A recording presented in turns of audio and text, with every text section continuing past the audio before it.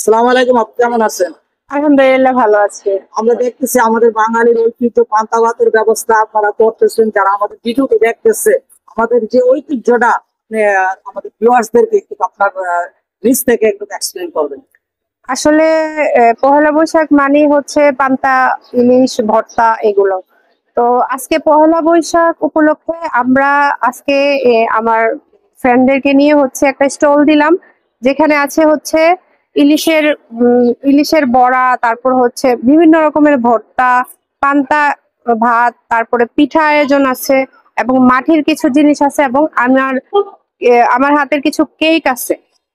তো এগুলো হচ্ছে আমি ব্রাহ্মণবাড়িয়া সবাইকে হচ্ছে যারা আছে দেখতেছে যে ব্রাহ্মণবাড়িয়া আগের ঐতিহ্য বা বাংলাদেশের যে আগের যে ঐতিহ্য এগুলা ধরে নিয়ে আসছি আর কি, যে পহেলা বৈশাখ উপলক্ষে কিন্তু সবাই এগুলো উপভোগ করে, এছাড়া কিন্তু এগুলা খায় না। ঠিক আছে, তো আমরা এতক্ষণ আপনার মূল্যবান কথা শুনেছি। আমাদের ব্রাহ্মণবাড়িয়াবাসী তথা প্রবাস এবং দেশ থেকে যারা দেখতেছে তাদের উদ্দেশ্যে আপনাদের পহেলা বৈশাখ উপলক্ষে মেসেজ আছে কিনা দেওয়া? আমরা যে এত সুন্দর ঐতিহ্যটা ধরে ধরে তুললাম এবং এত সুন্দর আয়োজনটা করলাম, সবাই এই ভিডিওটা সবার কাছে পৌঁছায় দিবেন এবং দেখার সুযোগ করে দিবেন।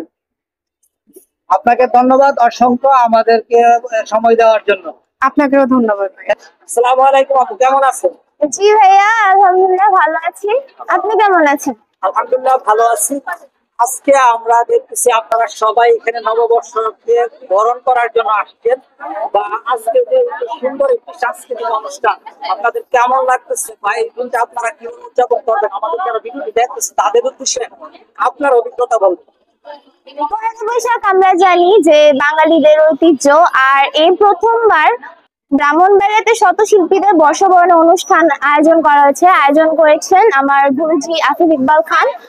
তো এখানে আসতে পেরে আমি খুবই আনন্দিত অনুভব করছি।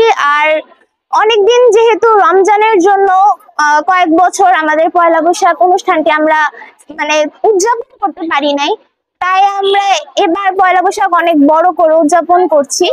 তো সবার সাথে এই আনন্দ ঘন পরিবেশে খুবই ভালো লাগছে। গাইস, এতক্ষণ আমি চেষ্টা করেছি এখানে যারা ছিল তাদের অভিজ্ঞতা এবং তাদের অনুভূতিগুলি আপনাদেরকে তুলে ধরার জন্য।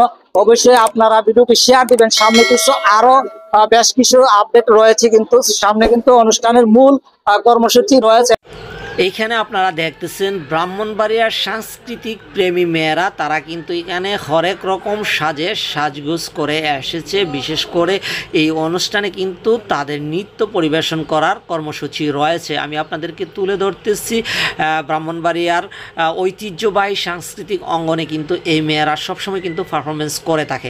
তবে তাদের পারফরমেন্স যদি আপনারা উপভোগ করতে চান, আমার পেজটি ফলো দিয়ে অ্যাক্টিভ থাকবেন। পরবর্তী ভিডিওতে আমি নিয়ে আসবো। এই ভিডিওতে সম্পূর্ণটা দেখানো সম্ভব নয়, কারণ ভিডিও লম্বা হয়।